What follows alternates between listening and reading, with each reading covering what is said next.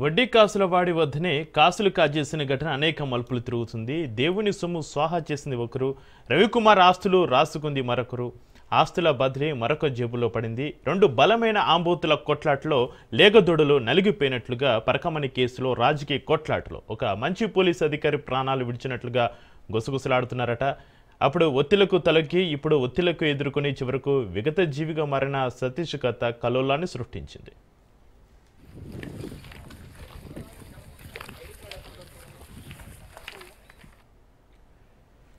కలియుగ ప్రత్యక్ష దైవం శ్రీ వెంకటేశ్వరుని దర్శనార్థం నిత్యం వేల సంఖ్యలో భక్తులు తరలివస్తారు. శక్తి సమర్థలకు అనుగుణంగా స్వామివారి హుండీలో భక్తి ప్రపత్తులతోటి సమర్పించే కానుకలో ఆ దేవదేవుడు ఎంతో సంతోషంగా స్వీకరిస్తారని పురాణాలు చెబుతున్నాయి. హుండీలో ప్రతి రూపాయి శ్రీవారికి అంకితం అనేది శాస్త్రం. అయితే మనం స్వామి కదా ఇష్టం వచ్చినంత తింటే మనల్ని ఎవరు అడుగుతారులే అనుకున్నాడేమో. దాదాపు 15 నుంచి 20 ఏళ్లుగా హుండీలో పడిన విదేశీ కరెన్సీని గుట్టు చప్పుడు కాకుండా సాహా చేశాడు రవికుమార్.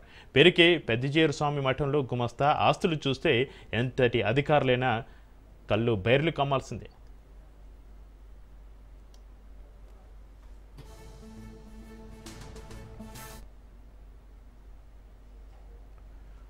ఓ గుమస్తాకు ఇంత ఆస్తులు ఎలా వచ్చాయి? 2023 ఏప్రిల్ 29 శనివారం సాయంత్రం పరకమణిలో భద్రతా సిబ్బందికి సీసీటీవీలో ఒక చిన్న అనుమానం వచ్చింది.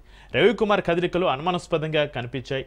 ఇదే విషయాన్ని సీసీటీవీ ఆపరేటర్ చంద్ర అప్పటి పరకమణి ఏవీఎస్ఓ సతీష్ కుమార్కు సమాచారం చేరవేశారు. రవికుమార్ శరీరాన్ని తనిఖీ చేయగా అతని తొడల మధ్య రహస్యంగా దాచిన $100 నోట్లు దొరికాయని నిర్ధారణకు వచ్చారు ఏవీఎస్ఓ సతీష్.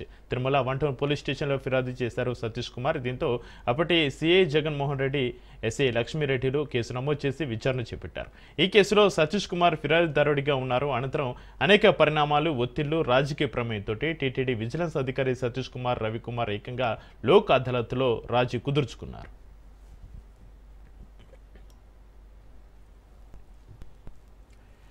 ఇక ఆ కేసు అంతటితో ముగిసిపోయిందని సతీష్ కుమార్ భావించారు. ప్రభుత్వ మార్పిడి జరగగానే పరకమణి కేసు సీరియస్గా మారింది. ఓ జర్నలిస్టు వేసిన వాద్యంతో హైకోర్టు సిఐడి విచారణకు ఆదేశించింది. దీంతో ఈ నెల 5వ తేదీ నుంచి తిరుపతిలోని పద్మావతి గెస్ట్ హౌస్లో సిఐడి తాత్కాలిక కార్యాలయం ఏర్పాటు చేసుకుని విచారణ ప్రారంభించింది.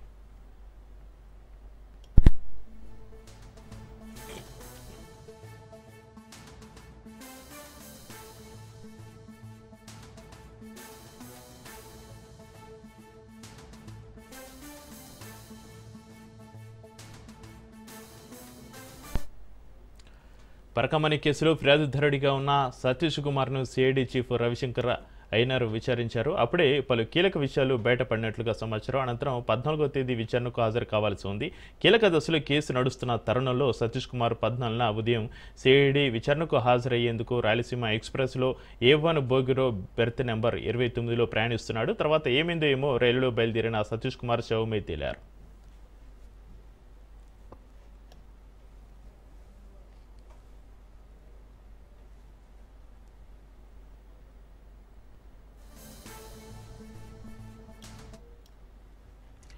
సతీష్ కుమార్ మరణ తీవ్ర కలకలం రేపింది. రైల్లో బలమైన ఆయుధంతో కొట్టి బయటపడేశారనే ఆరోపణలు వినిపిస్తున్నాయి. ప్రయాణించే సమయంలో సతీష్ కుమార్తో కొందరు వ్యక్తులు మాట్లాడినట్లుగా వాదనలు వినిపిస్తున్నాయి. హత్య కేసుపై అంతర్గత విచారణ సాగుతుంది. మొదట అనుమానాస్పద మృతిగా కేసు నమోదు చేసిన పోలీసులు కుటుంబ సభ్యుల స్టేట్మెంట్ రికార్డ్ చేశారు. తనకు పరకమణి కేసు వల్ల ప్రాణహాని ఉందని సతీష్ కుమార్ కుటుంబ సభ్యులతో తెలిపినట్లుగా సమాచారం.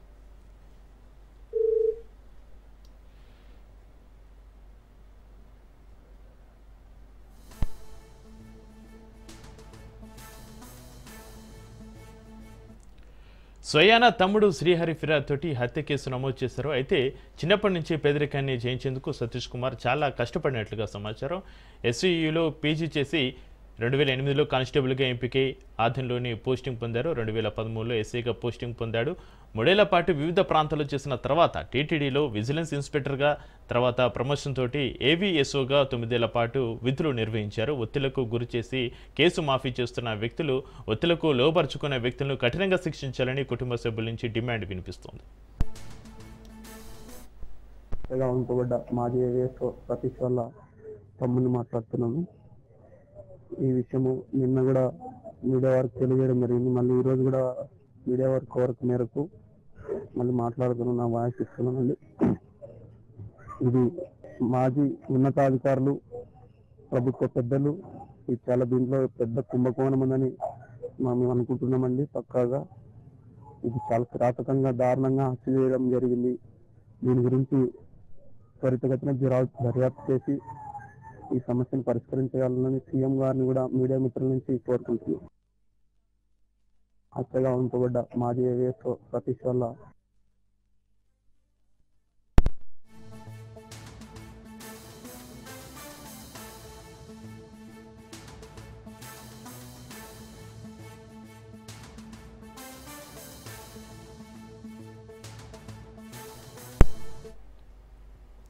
రైటిక పరికమని కేసులో సంచలనం. పరికమల్లో ఏవిఎస్గా ఉన్న సతీష్ కుమార్ హత్యకు సంబంధించి మరింత సమాచారాన్ని మా ప్రతినిధి సురేష్ ఫోన్లైన్లో అందిస్తారు. సురేష్, పరికమని కేసు కీలక దశలో ఉన్న సమయంలో సతీష్ హత్యకు సంబంధించి మీ దగ్గర ఉన్న అప్డేట్స్ ఏంటి?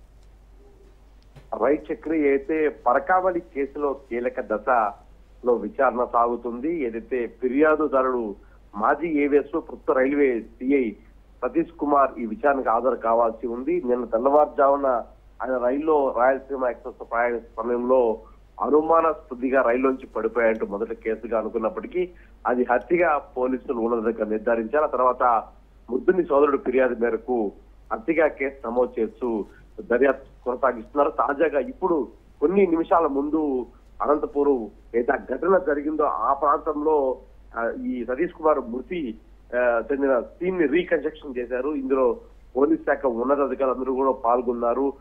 దాదాపు 100 వేగంతో వెళ్తున్న రాయలసీమ ఎక్స్ప్రెస్ ట్రైన్ లో నుంచి ఒక బొమ్మని విసిరేసి ఎలా పడిపోతే ఎలా మృతి చెందా అనే విధాన్ని సీన్ ని క్రియేట్ చేస్తూ కూడా పోలీసు అధికారులు పరిశీలించారు.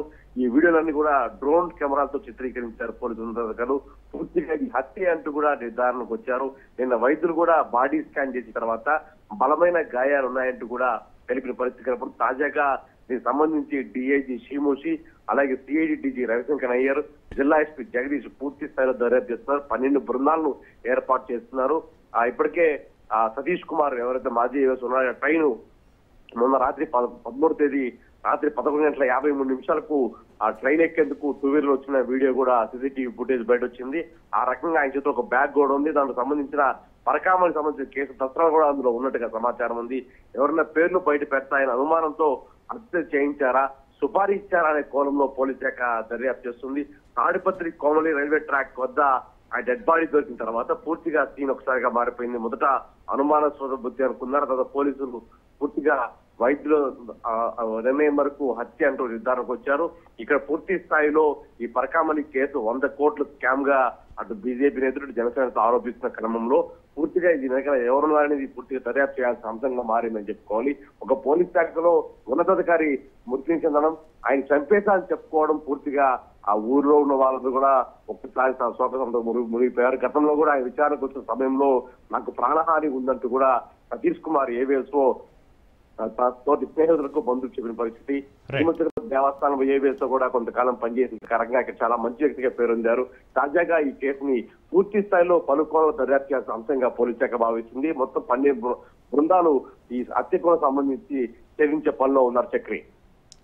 Right, thank you Suresh.